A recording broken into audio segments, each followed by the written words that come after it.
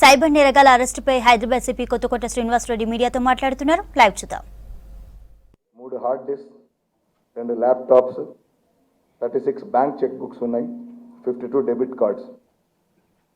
మా team headed by K Haribhushan Rao, inspector of police, and his team members Suresh SI, Narasingarao head constable, Govindarao head constable, police constable, అట్లాగే Ravishankar police constable, Venkatesh police constable, Rajesh Kumar police constable, A Ramu, N Vamshi police constables. వీళ్ళంతా కూడా direct supervision of our joint CP and the deputy commissioner of police వారి ఆధ్వర్యాన ఈ కేసును ఛేదించడం జరిగింది. ఇవాళ ఈ scissors మీ ముందు ఉంచడం జరిగింది. దర్యాప్తు ఇంకా కొనసాగుతుంది. ఇది తుదిదాకా ఇంకా ఏమున్నా కూడా ఇంకా ఎవరెవరు ఇందులో అక్యూజ్డ్ ఇన్వాల్వ్ అయ్యి ఉన్నారు, ఇంకేమైనా ఫర్దర్గా వీళ్ళ అడ్డాలు ఎక్కడన్నా ఉంటే అక్కడ కూడా లోకల్ పోలీస్ వారి సహాయంతో పూర్తిగా వాటిని అడ్డాలని కూడా గుర్తించి ఈ గ్యాంగ్ యొక్క యాక్టివిటీస్ ఆటలు కట్టించాలని మేము ప్రయత్నం చేస్తాం. రెండో కేసు ఇది కూడా సిమిలర్ మోడస్ ఆపరెండి అండి, సైబర్ ఫ్రాడ్. కాకపోతే అది స్పెక్యులేటివ్ ఇన్వెస్ట్మెంట్, ఇదేమో ట్రేడ్ ఇన్వెస్ట్మెంట్. ఇది ఇక్కడ accused Ranak Thana, son of Jayendra, age 35 years, resident of Vasco da Gama, South Goa, ప్రస్తుతం నాగ్పూర్లో ఉంటున్నాడు. అతను మోడస్ ఆపరెండి అంటే ఈ గల్లిబుల్ ఇన్వెస్టర్స్కి మీరు యూనిటీ స్టాక్స్ అనే ఒక ఫిక్టిషియస్ ఫామ్, తర్వాత దాని యొక్క షేర్స్ ఉన్నట్టుగా చూపించి యూనిటీ స్టాక్స్లో మీరు ఇన్వెస్ట్ చేస్తే అది చాలా మంచి లాభాలు ఇచ్చే ఫామ్ అని, డైరెక్ట్గా మీరు షేర్స్ కొంటే త్వరితగతిన లాభాలు వస్తాయని చెప్పి ల్యూర్ చేసి ఒక victim who is lady and young lady, so invest చేయించేసి మొదట కొంత లాభాలు చూపించి తర్వాత చివరికి దాదాపు 3,16,00,000 పైగా ఆ యంగ్ లేడీ నుంచి వాళ్ళ ఫాదర్ వాళ్ళు ఇచ్చిన ఆస్తిని ఆమె అమ్మేసి క్యాష్ని కూడా కన్వర్ట్ చేసి అందులో పెట్టడం జరిగింది, మోసపోవడం జరిగింది. సో దీని మీద ఇన్వెస్టిగేషన్ కండక్ట్ చేస్తే ఈ సైబర్ ఫ్రాడ్స్టర్ రోనక్ తన అనేవాడు, ఇతను హ్యాబిచువల్ అఫెండర్ కింద ఇంతకుముందు కూడా చాలా అతని మీద కేసులు ఉన్నాయి బయట వేరే రాష్ట్రాల్లో. తర్వాత అతను ఏం చేస్తాడంటే ఈ బ్యాంక్ అకౌంట్స్ అన్ని కూడా కొంతమంది దగ్గర అతను కొంటాడు. అంటే బ్యాంక్ అకౌంట్స్ ఓపెన్ చేసింది వేరు, బ్యాంక్ అకౌంట్ హోల్డర్స్ వేరే ఉంటారు, కానీ ఆన్లైన్ ట్రాన్సాక్షన్స్కి వచ్చేటప్పటికి ఆ క్రెడెన్షియల్స్ అన్నీ ఈ మధ్య ఇదొకటి మనకు ఒక పెద్ద సమస్యగా పరిణమించింది. ఎందుకంటే ఆన్లైన్ బ్యాంకింగ్ ట్రాన్సాక్షన్స్ స్పీడ్ కొరకు, ఎక్స్పీడియన్సీ కొరకు, కన్జ్యూమర్స్ యొక్క సౌలభ్యం కొరకు అది ఏర్పరిచారు. కానీ అది ఉపయోగించుకుంటూ ఆ సౌలభ్యాన్ని, ఆ టెక్నాలజీ ఉపయోగించుకుంటూ ఈ ఆన్లైన్ ట్రాన్సాక్షన్స్ చేసేటప్పుడు ఆ క్రెడెన్షియల్స్ యూజ్ చేస్తామంతే, మనకు ఫిజికల్గా అక్కడ ఉండదు. సంతకాలు చెక్ చేయడం కానీ మీకు తెలుసు, చెక్ బుక్లో మనం చెక్ రాస్తే సంతకం చేసి బ్యాంక్లో ప్రజెంట్ చేసినప్పుడు వాళ్ళు కంపేర్ చేసుకుంటారు, చెక్స్ అండ్ బ్యాలెన్సెస్ ఎక్కువ ఉంటాయి. ఆన్లైన్లో ఏంటంటే the only check is our credentials and our passwords and our OTPs. అయితే ఈ మధ్యకాలంలో కొంతమంది ఈ కస్టమర్స్ అంటే కొంతమంది క్లయింట్స్ బ్యాంక్ అకౌంట్స్ ఓపెన్ చేసుకుని వాటిని ఆన్లైన్లో ఆ ట్రాన్సాక్షన్ జరపడానికి వేరే వాళ్ళకి అమ్మేసుకుంటారు. అవి వేరే వాళ్ళకు 50,000 కావచ్చు, 1,00,000 కావచ్చు. ఆ క్రెడెన్షియల్స్ అన్నీ వాళ్ళు ఇచ్చేస్తారు, అంటే వాళ్ళ పాస్వర్డ్స్తో సహా అన్నీ ఇచ్చేస్తే అంతే. నా అకౌంట్ నేను ఇంకొకరికి ఇచ్చాను అనుకోండి, అమ్ముకున్నానంటే ఏమవుతుందంటే ఆన్లైన్లో నేను నా దగ్గర కొన్న వ్యక్తి అతను పూర్తిగా అకౌంట్ ఓనర్ లాగా, అకౌంట్ హోల్డర్ లాగా అతను ఆపరేట్ చేస్తాడు.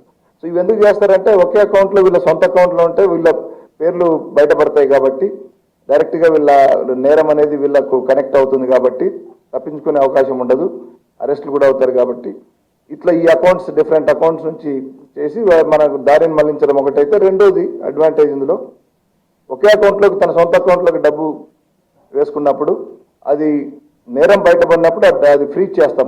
మనం ఇమ్మీడియట్గా ఏం చేస్తామంటే నేరంకి సంబంధించిన అకౌంట్ని బ్యాంక్ వారికి చెప్పి మనం ఆ అకౌంట్ని ఇమ్మీడియట్గా ఫ్రీజ్ చేస్తాం తక్షణమే. లేదా ఒక్కోసారి బ్యాంక్ వాళ్ళు కూడా ఈ ట్రాన్సాక్షన్స్ అవి చూసుకుని ఒకే అకౌంట్ నుంచి అవుతున్నాయంటే మనకి ఇప్పుడు కొంత వ్యవస్థ ఉంది, ఆ రక్షణ వ్యవస్థ కొద్ది వరకు వాళ్ళ బ్యాంక్ వాళ్ళు కూడా అనుమానం వస్తే దాన్ని ఫ్రీజ్ చేసే అవకాశం ఉంది. కస్టమర్కి వాళ్ళు check back from the customer, ఎందుకు ఇన్ని జరుగుతున్నాయి, మీకు ఏమైనా తెలుసా, ఇది ఏమైనా ఉంటే please call back our customer care అన్నట్టుగా. సో ఇవన్నీ కూడా అవాయిడ్ చేయడానికి ఈ పద్ధతిని ఉపయోగించి ఈ విక్టిమ్ని దాదాపు 3 కోట్లకు పైగా మోసం చేయడం జరిగింది. ఇందులో చివరికి అకౌంట్లో ఏ అకౌంట్లో అయితే ఈ ఆపరేషన్స్ అన్నీ అయినాయో ఇవన్నీ కూడా చెక్ చేస్తే కేవలం 20 లక్షలు మాత్రమే ఉంచారు. 20 లక్షలు మాత్రం మనం ఫ్రీజ్ చేయగలిగాము. But this investigation is still continuing.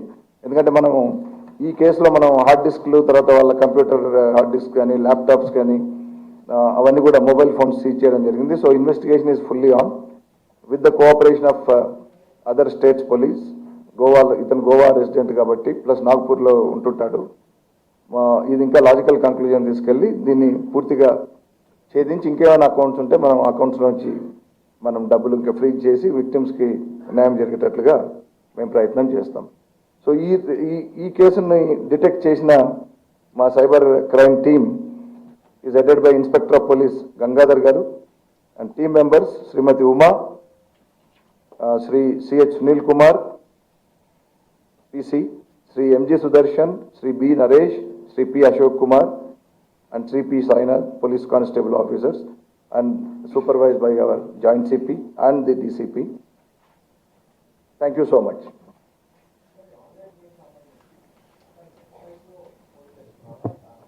లేకుంటే సోషల్ మీడియాలో పోస్ట్ చేస్తున్నాడు అంటే ఇది ఎట్లా తెలిసింది విక్టిమ్కి? ఇది వాట్సాప్ సోషల్ మీడియా ద్వారానే కనెక్ట్ అవుతారు వీళ్ళు. తర్వాత దాన్ని ఆ వెబ్సైట్ గురించి చెప్తారు. ఇప్పుడు దీని వెబ్సైట్ ఇందాక నేను చెప్పాను కదండి, డాఫాబెట్ అనే ప్లాట్ఫామ్ ఏదైతే ఉందో it's a website. It's www.dafabet.com website అనేది. సో ముందు సోషల్ మీడియా, వాట్సాప్ లాంటి ట్విట్టర్ లాంటి ద్వారా కనెక్ట్ అయ్యి తర్వాత వాళ్ళు ల్యూర్ చేసి డాఫాబెట్ వెబ్సైట్లో మీరు ఇన్వెస్ట్ చేస్తే ఇట్స్ స్పెక్యులేటివ్ ఇన్వెస్ట్మెంట్. ఈ కేసులో there is nothing, no investment in shares or in any other forms of debentures etcetera. This is direct speculative investment. మీరు 10 రూపాయలు ఇవ్వండి, మేము మీకు నెల తిరిగేలోగా 20 రూపాయలు ఇస్తాం. ఆ టైప్ అనమాట. ఇది ఫస్ట్ నేను చెప్పి. సార్ ఎంతమంది ఎప్పటి నుంచి చేస్తున్నాడు ఈ బిజినెస్? ఇది అతను చాలా కాలంగా నడుస్తుందండి. మనకు తెలిసే ఇప్పుడు గత 3-4 ఏళ్ళ నుంచి చేస్తున్నట్టుగా మనకు తెలుస్తుంది.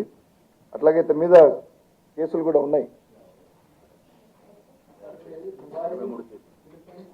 Total 83 cases are there and తెలంగాణలో 14 కేసెస్. సార్ ఇప్పుడు ఈ దుబాయ్, తర్వాత హాంకాంగ్, ఫిలిప్పైన్స్ దేశాల నుంచి ఆపరేట్ చేస్తున్నట్టుంది కదా, ఈ డబ్బులు మొత్తం విదేశాలకు తరలిపోతున్నట్టు ఏమైనా మనం గుర్తించామా, లేకపోతే ఎక్కడికి అవుతున్నాయి డబ్బులన్నీ? నాకు తెలిసినంత వరకు ఈ దుబాయ్, హాంకాంగ్ నుంచి మనకు కాల్స్ వస్తాయి. అక్కడ నుంచి అంటే కాల్స్ ఏంటంటే ఈ సిమ్ కార్డ్స్ అక్కడ తీసుకెళ్ళి అక్కడ వాళ్ళకి ఐ థింక్ వాళ్ళ అకంప్లిసెస్ పెట్టుకొని ఫోన్ కాల్స్ అక్కడ వస్తాయి, కానీ నడిపించేది ఇక్కడే. సో ఇది విదేశాలకు డబ్బు పోతుందనే యాంగిల్ మనం ఇంకా పరిశోధించాలి. కానీ this is only calls made from there. మనం కాల్స్ చూసినప్పుడు వీళ్ళు ఎక్కడి నుంచి వచ్చినాయని తర్వాత వెరిఫై చేసినప్పుడు మనము ఆన్లైన్లో ఐపీ అడ్రస్లు కూడా చూసినప్పుడు అవి they are trace to Dubai or Hong Kong. That is only as regards calls. అంటే వీళ్ళు ఏం చేస్తారంటే ఇక్కడ again it's security precaution they are taking. ఇక్కడ నుంచి చేస్తే తొందరగా పట్టుబడే అవకాశం ఉంది కాబట్టి, పైగా ఒకే ఫోన్ నుంచి కానీ ఒకే సెంటర్ నుంచి చేస్తే అవకాశం ఉంది కాబట్టి ఇలా కొన్ని సిమ్ కార్డులు పంపించేసి అక్కడ కొంతమందిని అకంప్లిసెస్ ఏర్పరచుకొని they must be paying some amount for them. అక్కడ నుంచి కాల్ చేసి but the accused they are here. For example in this case the accused was arrested and he was produced in ET warrant కోసం ఢిల్లీ కోర్టులో produce చేశాం. ఆ తర్వాత Delhi court conditional bail కూడా ఇచ్చింది. So they are here only. Dubai అని చెప్తున్నారు కదా సార్, అతను ఇక్కడికి తీసుకొస్తారా లేకుంటే దుబాయ్లో ఉన్నాడు అక్కడ ఆపరేట్ చేస్తున్నాడు సంజయ్?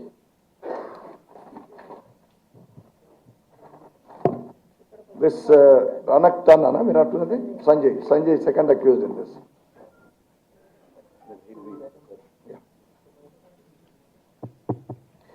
ఇది దుబాయ్ అని చెప్పేసి మన ఒక అక్యూజ్డ్ చెప్తున్నాడు. సో ఈ దుబాయ్ కనెక్షన్, హాంకాంగ్ కనెక్షన్ అనేది వీళ్ళు చెప్పటమే తప్ప కానీ మనం దాన్ని వెరిఫై చేసుకోవాలి.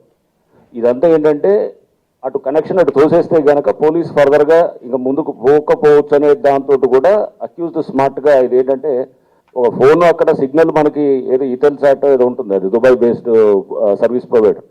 అది వచ్చినంత మాత్రాన ఆపరేటర్ అక్కడ ఉన్నాడని మనం ఎందుకు భావించాలి?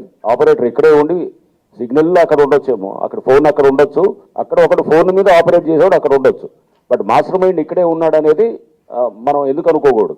సో అందుకోసం ఈ దిశలోనే ఇందాక సార్ చెప్పినట్టు మేము ఇక్కడ ఫర్దర్ ప్రోబ్లో అసలు ఈ మాస్టర్ ఆపరేటర్స్ ఎక్కడున్నారనేది కూడా ముందుకు తీసుకెళ్తాం. ఈ అకౌంట్ ట్రైల్ని కూడా, అంటే ఏ అకౌంట్ ఎట్లా పోయింది అనేది మనం అది మొత్తం ఆ ట్రైల్ కూడా తీసుకుంటూ ఫైనల్గా ఎక్కడికి పోతుంది అనేది తీసుకుంటాం. ఒకవేళ మనకి ఏదైతే డార్క్ వెబ్ లాంటి దాంట్లోకి వెళ్తే కూడా ఎలా చేయాలనేది కూడా దాని మీద కూడా మేము వీఆర్ కన్సల్టింగ్ దీనికి సంబంధించిన ఎక్స్పర్ట్స్ తోటి కూడా మేము చేస్తాము. బట్ ఫర్దర్గా ఈ ట్రైల్ని ముందుకు తీసుకెళ్ళడానికి వీఆర్ వర్కింగ్ అవుట్ ఈ కేసులో. అర్జున్, యుంగ్, నితిన్ వీళ్ళు దుబాయ్లో అక్కడి నుంచి ఓన్లీ అకౌంట్స్ ఆపరేట్ చేస్తున్నారని అంటున్నారు. అంటే ఎగ్జాక్ట్గా వాళ్ళు ఏం చేస్తారు సార్? వాళ్ళు అక్కడి నుంచి వేరే వాళ్ళకి అమౌంట్ ట్రాన్స్ఫర్ చేస్తారా, లేకపోతే అక్కడి నుంచి వాళ్ళు కాల్ సెంటర్ నడుపుతారా? అంటే వాళ్ళ రోల్ ఏంది? See, these are to be, ఇది అక్యూజ్ చెప్పిన statement. We have to verify all this what ever the accused has stated. దీన్ని క్రాస్ చెక్ చేసుకోవాలి. అతను చెప్పిన దాన్ని బ్లైండ్గా మనం